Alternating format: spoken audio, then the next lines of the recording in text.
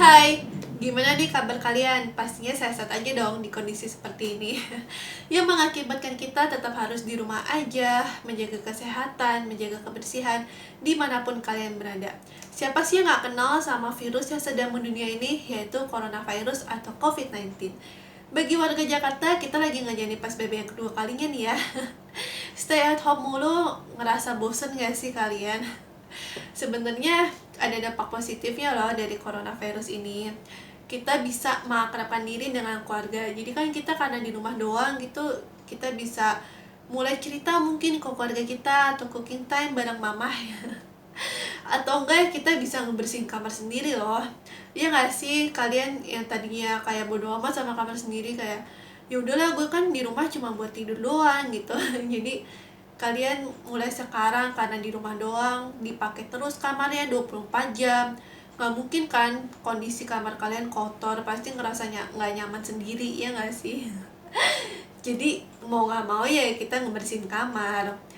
Nah langsung aja, di video kali ini gue pengen bikin movie review yang kedua kalinya, yang judulnya itu Grave of the Fireflies atau bahasa Jepangnya Hotaru no Haka. Pasti bagi pecinta film gak asing lagi kan sama judul ini, Grave of the Fireflies, yang diterbitkan oleh Studio Ghibli. Di video gue sebelumnya itu gue ngebahas tentang Kiki Delivery Service, cuman itu buat tugas akhir semester gue di semester 6. Nah sebelum masuk ke sinopsisnya, gue tuh pengen ngebahas dulu Grave of the Fireflies itu diterbitkan oleh siapa, latar belakangnya itu di mana, dan Grave of the Fireflies tuh sebenarnya kisah nyata nggak sih atau cuman sekedar buat hiburan doang? Pasti penasaran kan? Ikutin terus ya video gue. Nah, jadi Grave of the Fireflies itu disutradarai oleh Isao Takahata 1948 dan menyandang gelar film anime dengan cerita paling menyedihkan. Grave of the Fireflies sendiri juga merupakan kisah nyata loh ternyata, yang dikisahkan oleh Akiyuki Nosaka. Jadi Akiyuki Nosaka sendiri itu seorang novelis. Dia membuat cerita pendek itu dengan judulnya Grave of the Fireflies atau Hotaru no Haka dalam bahasa Jepangnya. Sama juga judul dalam film dan cerita pendeknya dia, Grave of the Fireflies. Nah, cerita ini berlatar belakang di Kobe tahun 1945. Pembahasan movie review kali ini gak bakalan beda jauh dari yang sebelumnya. Antara lain sinopsisnya udah pasti, terus pesan moral apa aja yang ada di dalam Hotaru no Haka atau Grave of the Fireflies, dan kenapa bisa dapat rating sebagus itu dari orang-orang dari dunia perfilman. Nah kita langsung lanjut ke sinopsisnya.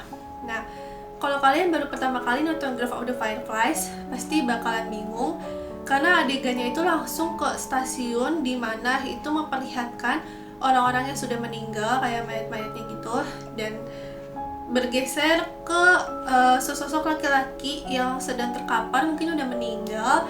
Di sebelahnya itu ada kotak permen gitu, dan ternyata itu pemeran utamanya bernama Seita. Dia meninggal 21 September 1945. Nah kotak permennya itu diambil sama penjaga stasiun dan dibuang, dan di situ baru mulai adegan filmnya. Jadi pertama kali tuh langsung ada serangan udara dari pesawat Amerika, dan orang-orang Jepang itu langsung berlarian gitu, dan kita ditunjukkan ke satu rumah. Ternyata itu ada Seita dan Setsuko. Nah jadi itu rumahnya mereka, dan si Seitanya itu lagi mengumpulkan makanan-makanan gitu di dalam tanah. Nah terus mamanya bilang buruan gitu, ini ada serangan udara. Terus si Seitanya bilang ya udah mama duluan aja. Akhirnya mamanya bilang ya udah aku duluan ya gitu. Terus Seita bilang apakah mama sudah membawa obatnya gitu, karena mamanya punya penyakit jantung kalau nggak salah. Nah mamanya bilang udah gitu. Akhirnya mamanya pergi duluan, dan pas si Seitanya tuh udah selesai menguburkan makanannya itu, Setsuko-nya tuh diikat gitu, kayak digendong di belakang. Nah terus Setsuko bilang bonekaku. Ya udah akhirnya si Seita ngambil lagi ke dalam rumah itu. Nah terus dia juga bawa foto ayahnya, karena Ayahnya itu anggota militer Jepang, angkatan laut kalau nggak salah, yang bertugas di Amerika gitu. Nah terus baru mereka lari-lari tuh. Nah pas udah berhenti serangan udara, kayak ada informasi gitu kalau misalnya kalian mau nyari orang gitu ke sebuah sekolahan di dekat sana gitu kan ada. Nah terus ternyata di sana ada bibinya si Seita. Tiba-tiba nyamperin tuh bibinya ngomong ke Seita, karena kan Setsuko masih kecil jadi kayak nggak disampein.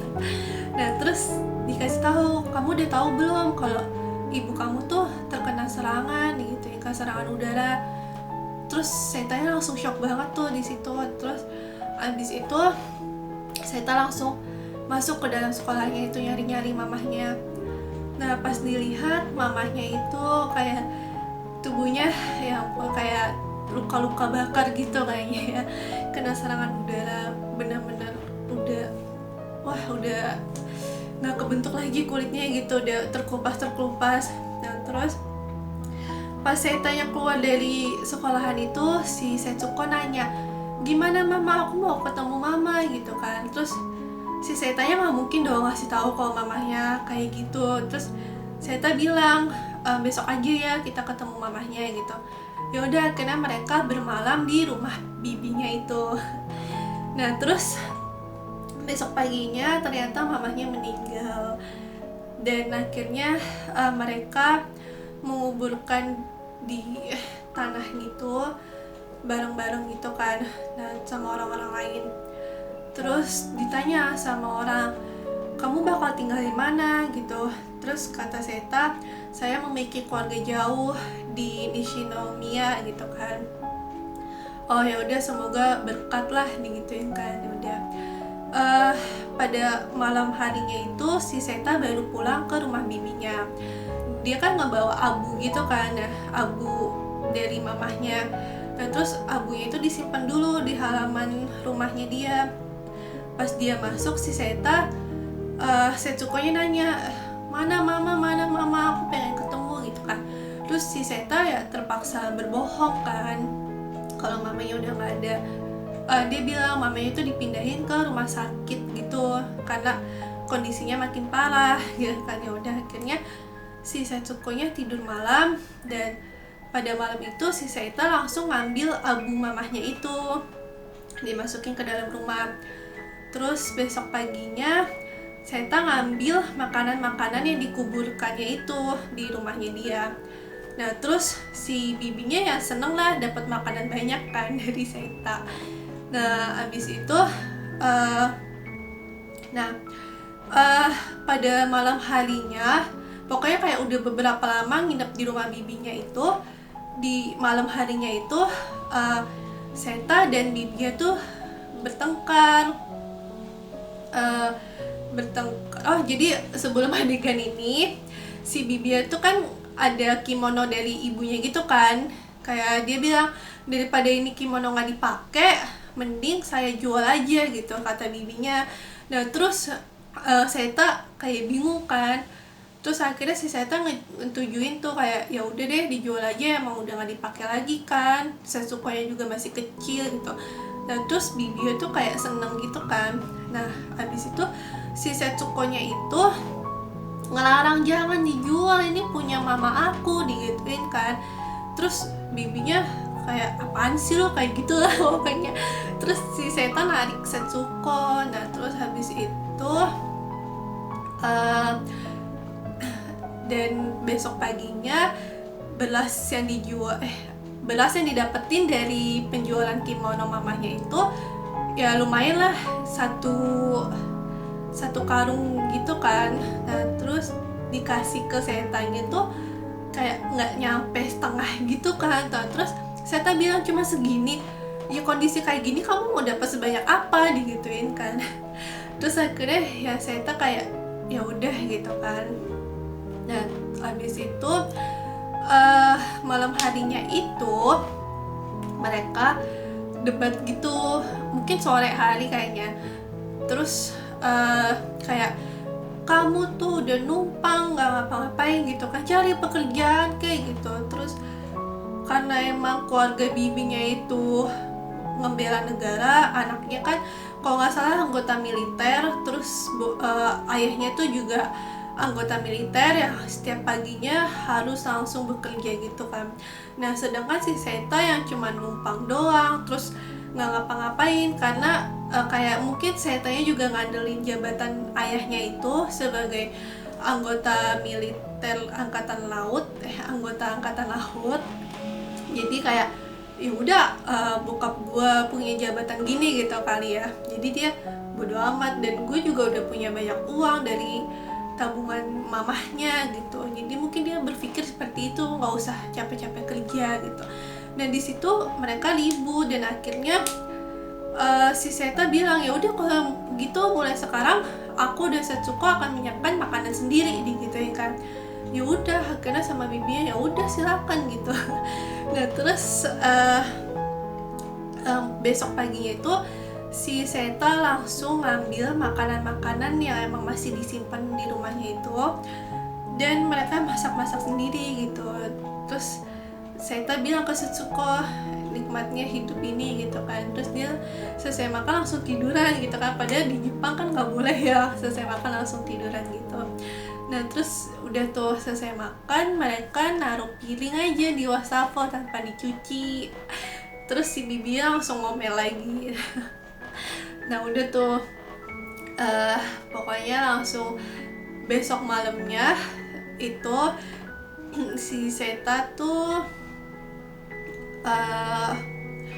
Seta itu nenangin adiknya yang nangis-nangis gitu malam hari. Nah terus si bibinya tuh langsung ngomel kayak apa, kamu udah ngapa-ngapain, udah urusin sana adik kamu, kata bibinya gitu. Ya udah akhirnya si Setsuko-nya dibawa keluar tuh ngeliat kunang-kunang. Nah terus udah pokoknya di situ mulailah nggak enak hati lah ya, digituin mulu sama bibinya sendiri. Nah terus akhirnya si Seta sama Setsuko itu nyari-nyari tempat tinggal yang maksudnya bukan kayak rumah gitu, jadi mungkin kayak ya pokoknya mereka nyari-nyari gitu, dan akhirnya ketemu gua. Nah di situ akhirnya mereka tinggal di gua. Siang harinya tuh dia ngambil barang-barang yang ada di rumah bibinya, dan dia bilang saya nggak akan tinggal di sini lagi gitu kan. Nah terus bibinya tuh kayak sosokan, emang kamu mau kemana gitu. Ya udah akhirnya si Seta nggak ngasih tahu lah mau kemananya. Terus bibinya bilang hati-hati Setsuko, cuma gitu kan, adiknya doang yang dihati-hatiin, Setanya enggak. Ya udah akhirnya mereka pergi tuh dan berkemas di goa. Dan terus si Setsuko-nya tuh seneng, dia bilang di sini buat daidokoro, buat dapur gitu. Nah terus dia nanya, lalu toiletnya di mana, kata Setsuko gitu kan. Nah Seta bilang kamu nggak usah punya toilet, di depan tuh luas gitu ya. Terus kan di depannya itu kan ada kayak sungai atau danau gitu kan. Nah jadi mereka bisa bebas make sungai itu. Nah terus besoknya itu si Seta ngambilin lagi barang-barang yang tersisa yang ada di dalam rumahnya itu. Nah karena emang udah diambilin terus ya, buat stok makanan gimana sih, nggak mungkin sebanyak itu kan. Misalnya kayak walaupun lo punya stok makanan banyak tapi nggak mungkin bertahan sampai 1 bulan aja, paling kita bisa pakai makanan itu 3 mingguan kan. Sedangkan sebelum-sebelumnya juga udah diambil sama Seta kan buat di rumah bibinya. Jadi ya stok makanannya itu cuma bisa 2 hari di goa gitu. Terus habis itu hari ketiganya itu di goa, si Seta balik lagi ke rumah ngambilin barang-barang yang menurut dia berharga yang bisa ditukarkan dengan makanan gitu. Terus habis itu dia nanya ke penjual makanan apakah ini bisa ditukarkan, dan ternyata itu nggak ada nilainya sama sekali barang-barang yang menurut si Setanya itu berharga. Nah terus hari kelima itu si Setsuko-nya mulai ya badannya ada bintik-bintik gitu, kayak luka-luka kena serangan serangga gitu kan karena tidur di goa. Nah terus si Setanya tuh bingung harus ngapain karena emang uang juga udah menipis gitu kan. Nah akhirnya dia mau nggak mau ya dia nyolong gitu, nyolong makanan, dan ketahuan tuh dia nyolong makanan kan. Terus kan Seta bilang ini buat adik saya sedang sakit gitu tuh ya, namanya juga orang nyolong di kondisi lagi perang gitu kan, nggak mungkin ada yang mau toleran gitu. Terus kata si pemiliknya itu, nggak bisa kamu namanya sudah mencuri ya mencuri gitu. Terus kan habis itu dibawa tuh ke tempat adiknya gitu, ke goa. Nah terus si adiknya kan kaget, Seta gitu kan, kakak katanya gitu kan. Terus si Setanya ya cuma masang muka bersalah gitu karena adiknya tahu kalau dia mencuri. Terus si Setsuko bilang jangan bawa kakakku digituin kan. Ya udah akhirnya si pemilik kebunnya itu dibawa ke petugas yang lebih memiliki pangkat gitu ya, kayak mungkin apa ya namanya ya, pokoknya ke petugas gitu. Nah dibilang ini mau diapain gitu ya kan. Terus petugasnya bilang udah serahkan saja padaku, ya saya pengen melihatnya gitu ya. Nah, terus si petugasnya bilang kamu sudah memukuli seperti ini masih tidak puas gitu ya kan. Terus akhirnya si pemiliknya itu langsung ya udah gitu, akhirnya di situ dibebaskan. Nah pokoknya singkat ceritanya itu si Seta akhirnya ngambil uang di bank, uang dari mamanya itu ada 1.700 yen kalau nggak salah. Nah pas dia ngambil uang, dia dengar percakapan di bank. Dia dengar katanya Jepang itu kalah angkatan lautnya. Nah dia kan ya shock juga, pasti makin shock kan.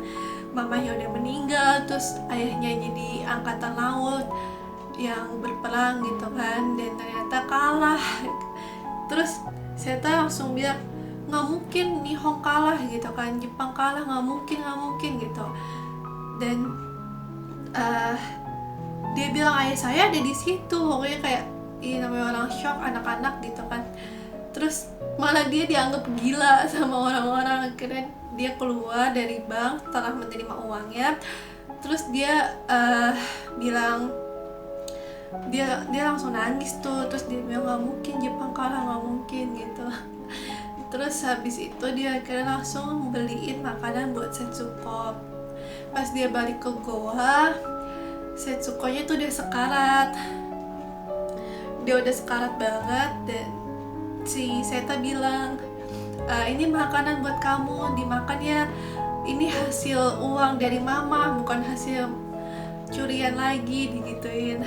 Terus si Setsuko tuh bener-bener udah gak berdaya. Dia sampai kayak ngehalu gitu, kayak batu, dibilang itu masakan dia gitu. Terus akhirnya si Seta ngasih semangka, ini ada semangka, kamu suka kan sama semangka ini, aku kupasin ya katanya kan gitu. Nah terus akhirnya dikupasin, dan di situ pas kakaknya ninggalin Setsuko makan semangka, kan kakaknya masak-masak, dan di situ meninggal si Setsuko-nya. Terus Setanya ya kehilangan banget lah, keluarganya udah nggak ada, satu-satunya yang ada juga udah meninggal adiknya gitu. Akhirnya si Seta ngebeli kayak kerangka gitu, kerangka yang buat nyimpen mayat Jepang, mungkin kayak sejenis jerami buat di Indonesia, tapi nggak tahu juga. Terus habis itu si Setsuko-nya ditaruh situ, dan akhirnya dibawa ke atas bukit. Nah di atas bukit itu si Setsuko-nya dibakar di dalam kotak yang dia beli, sejenis jerami kotak gitu. Ya terus abis itu dia dari pagi dan bener-bener baru abunya habis itu malam hari, dan di malam harinya itu kunang-kunangnya keluar. Jadi kayak Mas Setsuko tuh suka banget sama kunang-kunang.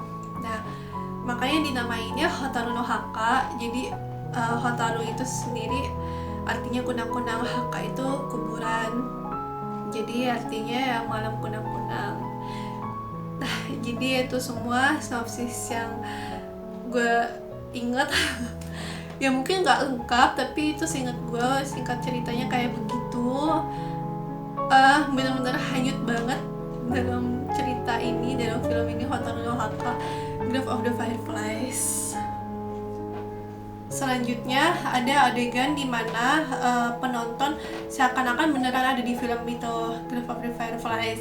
Jadi menurut gue di adegan perang Jepang Amerika itu lagi serangan udara dan orang-orang Jepangnya itu berlarian gitu, jadi seakan-akan kita lagi perang juga.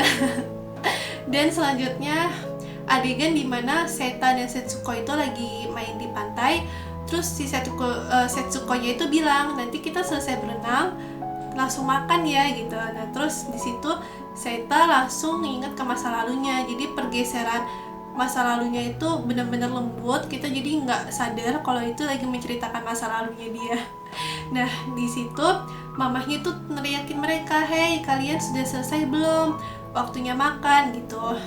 Nah Seita inget ke situ, jadi itu juga ngerasa kita lagi ada di sana, nginget ke masa lalu. Nah terus selanjutnya adegan dimana Seita dan Bibi itu bertengkar karena Seitanya nggak ngapa-ngapain, terus Bibinya kesel kan, lu nggak ngapa-ngapain, numpang doang gitu, keluarga gue lu nggak tahu kan kayak gimana gitu. Jadi ngerasain juga sih, kayak ngerasa dipojokin gitu nggak sih, kayak disudutin sama Bibi sendiri. Yaudah akhirnya si Seitanya ya keluar dari rumah sama Setsuko.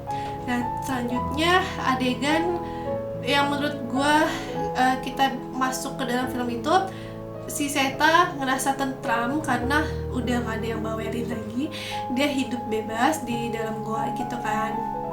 Dan si Seita itu bener-bener ngurusin si Setsuko, kayak bener-bener sayang, bener-bener dilindungi gitu kan. Dia sampai rela mencuri buat kebutuhan makannya si Setsuko ya.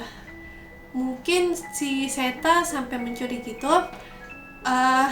kan karena perang itu nggak mungkin sebentar, jadi dia nyimpen uang 1.700 yen itu buat entar-entaran gitu kan, hidup masih lama mungkin gitu ya, makanya dia sampai mencuri. Tapi karena udah terlambat, si Setsuko-nya udah keburu meninggal pasti saya ngambil uang itu kan. Terus adegan dimana kita beneran ngerasain itu pas Seita kehilangan ibunya. Jadi Seita bener-bener nangis, maksudnya terpuruk banget, ibunya udah gak ada. Dan adegan pas Seita ngambil uang, ngedengar bahwa Jepang itu kalah, dan dia juga ngerasa terpuruk, ayahnya meninggal karena Jepang kalah, yaitu ngerasa kehilangan orang tua. Itu sih menurut gue adegan yang terbawa suasana banget gitu. Dan selanjutnya dalam Grave of the Fireflies ini ceritanya tuntas, nggak ada yang ngegantung. Mungkin karena kisah nyata juga dari Akiyuki Nosaka, jadi ya mungkin kisah nyata, kalau ngegantung gimana gitu ya, jadi dituntasin aja gitu. Semuanya kan juga meninggal, sampai akhirnya Seita juga meninggal kan. Terus